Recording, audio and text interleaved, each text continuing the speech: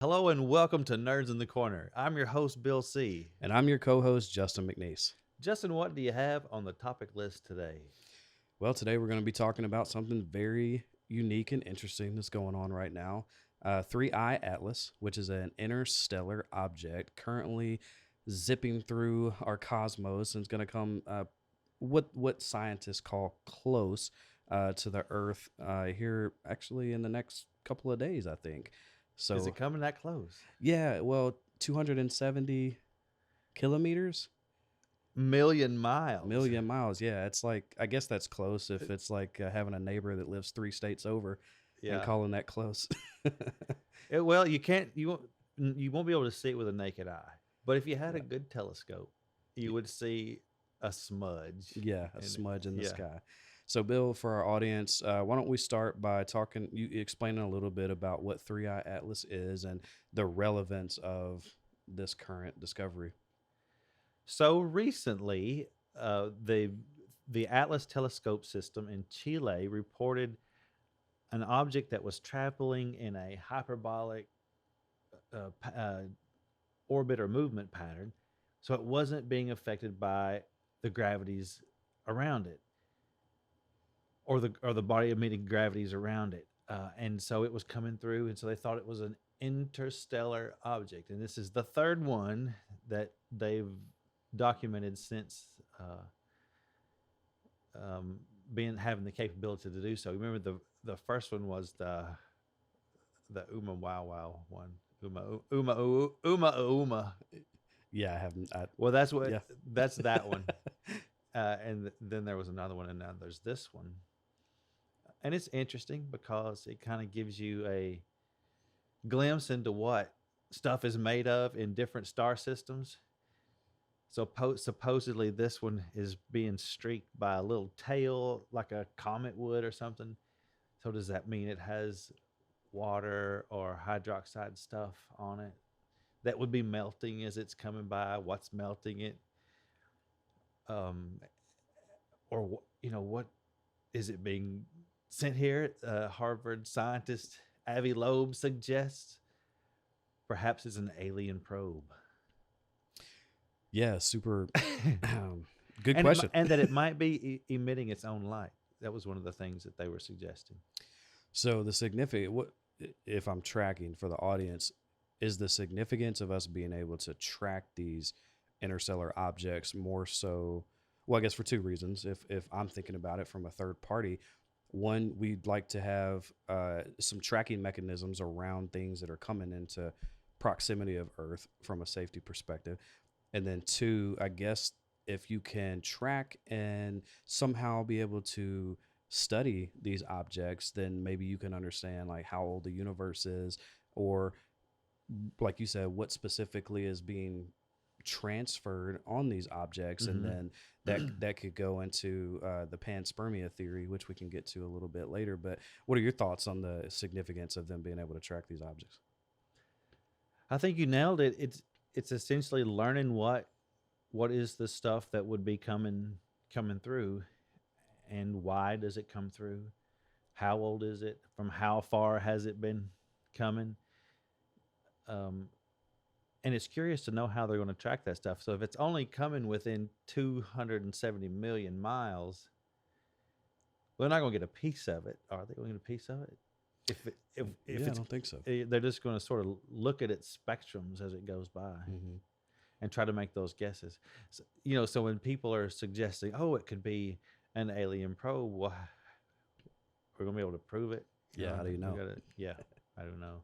How do you know? I know Avi Loeb's blog posts have been pretty frequently published over this matter, and he started Mm-hmm. out making recommendations that there was a 60% chance that it could be some type of alien technology. And 60. now, I think as recently as a couple of weeks ago, he dropped that figure down to 40%, but he's received heavy criticism from other astrophysicists in the field just for making these claims. And Yeah. uh, most people were saying it's exhibiting normal cometary behavior, and he's kind of on the outskirts of this. So Yeah, I what guess they we'll have to see. Boy, if it is an alien probe, I think his opinion will be really important. You know, he spotted it. If it's not an alien probe,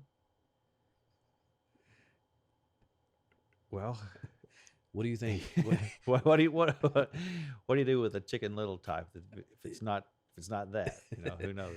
Yeah, maybe he has to slump away into the darkness for a couple of It's months. bold though. It's a bold statement. It's a bold statement, but we've talked quite a bit about UAPs and disclosure on our podcast. And so, do you think that maybe he's challenging the status quo and he's throwing these ideas out there because of those things, or maybe he just has his own wild fan theories about what this object could be, and he's like, you know what, let me just go ahead and throw it out there and see who is interested to hear it. Probably both. I think he does have some scientific logic behind it, but as you say, fan theories. Yeah, I believe he's abreast on what's being abstractly thought of, and it boy, it could be possible that that's over biased, you know, his opinions. But it would be, it's very astute of him to think that it would, you know, have some risk associated with it. Yeah, I think it's risky, being in that field and having not a lot of scientific basis to support his theory, but it is interesting. It gets people talking, and it keeps his name in publications, and it keeps his name kind of on the front end of the Yeah. conversation. What do you hope it is? If you had to pick, and it's just an interesting third interstellar object, which is still unique in its own Yeah. way, and it's still fun and it's exciting to talk about. But if you had to pick, which one would you prefer it be? Ooh. I guess I want it to be peaceful. I'd be okay with whatever it is, as long as it wasn't going to blow up or imprison or in other ways be cruel to Earthlings. Yeah, yeah. My student loans are being cruel to me enough. Yeah. If I they're don't know if I meaner could. than student debt, then no, we don't need Yeah, I that. don't know if I could handle anything more difficult than that. Um, well, yeah, I think it's fascinating that this is happening. And, you mentioned that it's the third one that we've been able to measure. I think that that's super important, as time ticks on, and we are learning more and more about the universe all the time. And I think one of the most interesting things is it was three, you can fact check me on this, make sure I'm quoting this correctly, 3 to 14 billion years old, potentially, Yeah. which I don't think most people on Earth can even fathom the depth of that comet. Mm. 3 to 4 billion years old. So think about the panspermia theory, and we'll put a little bit more of that theory in the body of the video. But the crux of that is that there's could be potential molecules or things from further out in the universe that is being transported to other Yeah. planetary bodies, which could not have impacted Earth at some point, or other planetary systems. So thinking about that and having this asteroid being this old, we have no idea Yeah. where exactly in the universe it's coming from, what exactly it's carrying. I mean, I just think that's such a fascinating thing to Yeah. think about. And that's probably the more correct context to what Avi Loeb was suggesting is, you know, it's when you say an alien probe, it's probably not sending little odd green creatures on there, though maybe it is, who knows. But is it sending some sort of um, RNA molecule, or is it sending the code to some sort of protein just to see if it would survive when you know somewhere way out?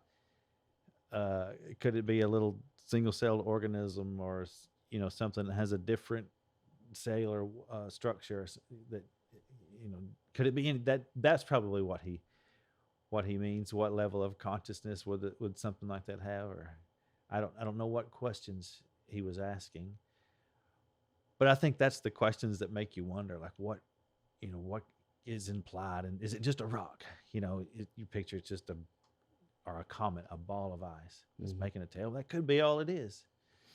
It's fascinating to think about, though. But there could be some little germy, some little protein, some Yeah. little mineral molecule riding with it.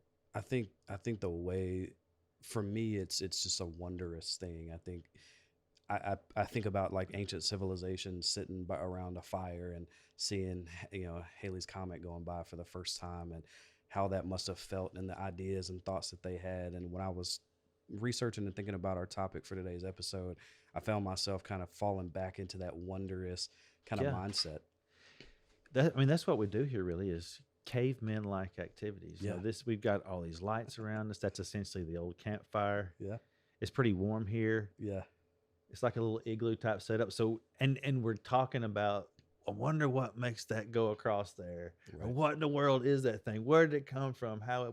Yeah, humans have been asking these same questions about things that streak across the fire and as around the campfire, as you mentioned. Yeah, I think it's pretty interesting stuff to consider as things move forward, as science progresses, and there's going to be more opportunities for telescopes to pick up these type of objects. What are you hoping that the scientific community kind of picks up out of these discoveries in the future? I don't know. Hope they pick up a record of transparency. I think they ought to just go ahead and share whatever they're picking up, and be legitimized and considered within the conversation. But I want to know. I don't know. I want to know the truth. I want to know, what is it. Can we get unbiased information? Knowing how, And what can we get from 270 million miles away? yeah, what's coming with it, and as humans, inevitably we're going to try to harness it at some point. I would you think. want to mine it? Yeah, I think that. Well, not me, but I there's probably some version Thinking about how we can mine of it. a person out there. I mean, Elon Musk wants to go to Mars. What if it has potential? What if there's something in this cosmic dust that can help spring life onto Mars, and we get it, and he transports it there?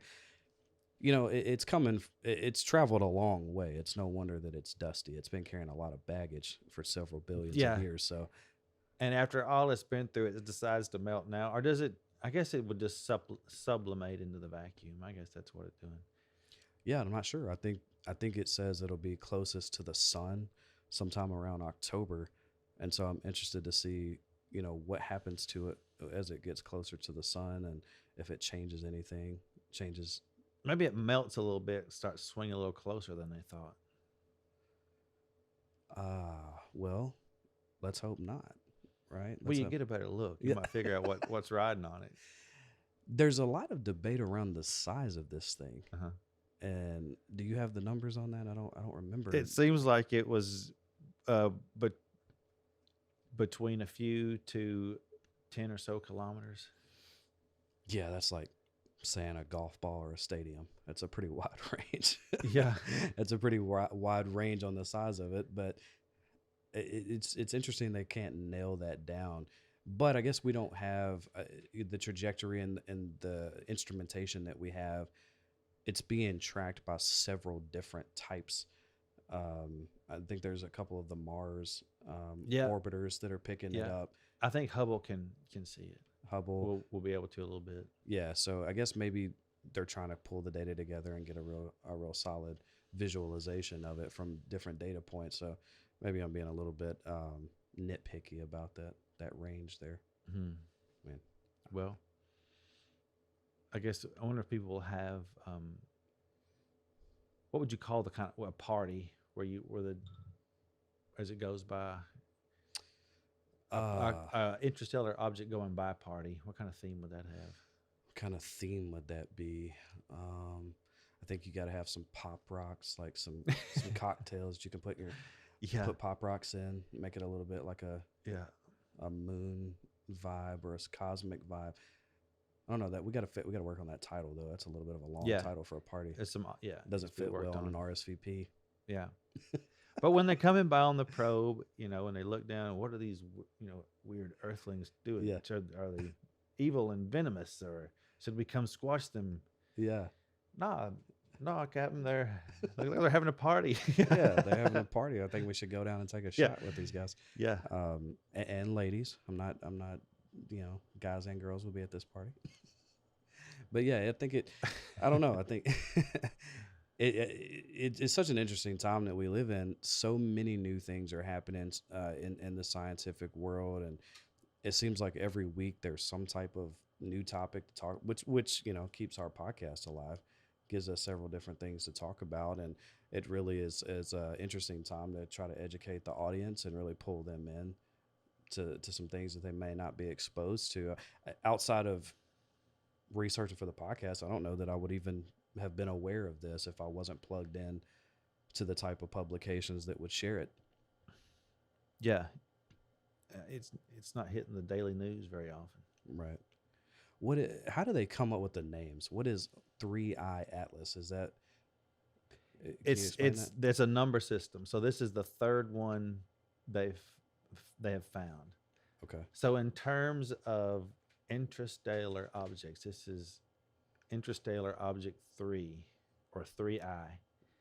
And number 1 was that Ouma one. And Yeah. number 2 was I can't remember the name. We got to figure out how to say that. Well, no one has ever said it the same twice. Okay. It's one every I don't feel as bad. yeah, on any public anytime I've ever heard it said, it was never said the same twice. Well, I do know that that was the first time that Avi Loeb had this theory that it could be, from an Was alien, it an alien probe? yeah, an alien probe because of the size of that one. I think the second one was a little bit significantly smaller, and then this one is obviously has a wide range of sizes that we've quoted. Okay, so 3i, third interstellar, and Atlas is the telescope. So that's its name. They nicknamed it Atlas because of the Atlas telescope that's in Chile. Okay, They're the ones that sort of stirred up the narrative about it. okay, a little on the nose naming system. Yeah, yeah. So talk a little bit. We spent, we kind of brushed over it, but talk a little bit about what things could be traveling on this object. Just things dissolved in something solid. Like if it's ice, there could be anything that would dissolve in water potentially trapped on this within it as it melts. Interesting proteins can be dissolved into water. In RNA, DNA can be dissolved into water. But all manner of minerals could also be trapped in it. And I think that that's what's interesting is you can sort of see what's being rubbed off this, much like a comet, what the tail's made of tells you sort of what's melting or sublimating off this chunk of stuff. So what does chunks of stuff look like? Or whatever this thing broke off of how many a gazillion years ago, what did it look like? What was it made of? And it was a big ball of goo or was it a big ball of something hard? Well, I think that's what these things reveal is sort of at least sand, rock, something. What would they at least be made of? Oh, they're not gaseous, they're solid. So what did it break off of? Something like that. Yeah, it's very thought provoking because again, it's so old. It's significantly older than our Milky Way galaxy. So where did it come from? How far away did it travel? Where did it come from? What was it a part of? And what happened to that thing that we have this potentially stadium-sized object flying through the universe? What happened to that Yeah. body of planetary body or star that exploded, like whatever it is that happened to this thing? What caused that? I think that's the kind of questions that it answers. So we'll probably have to have a part 2 after it passes, like an after passing part 2. Yeah. Yeah. After passing, RIP Atlas 3i Yeah. review. That's it. So we'll know, see what's changed. Was it a probe? Did we get probed? No. Or yes, we'll be able to comment on that. Possibly what it was made of. How close did it actually get? How funny would it be if only Avi Loeb got probed from this thing?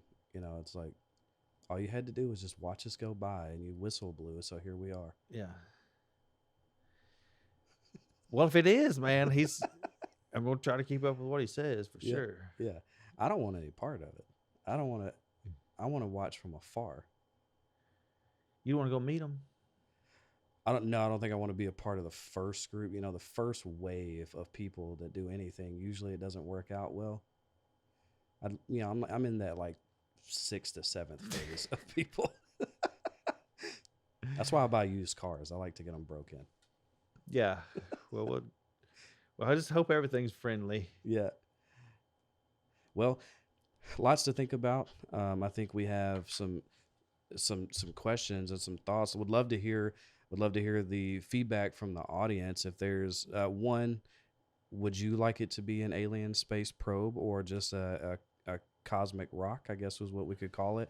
And if so, what is one of the first things you think they would be interested in on Earth? So What questions are they asking? What are they probing for? yeah, what are they probing Yeah. for? All right. Well, thanks a lot, Justin. Yeah. If you all enjoyed this topic and would like to enjoy another one like it, we'll see you next time for the next episode of Nerds in the Corner. If I have to tell you one more time,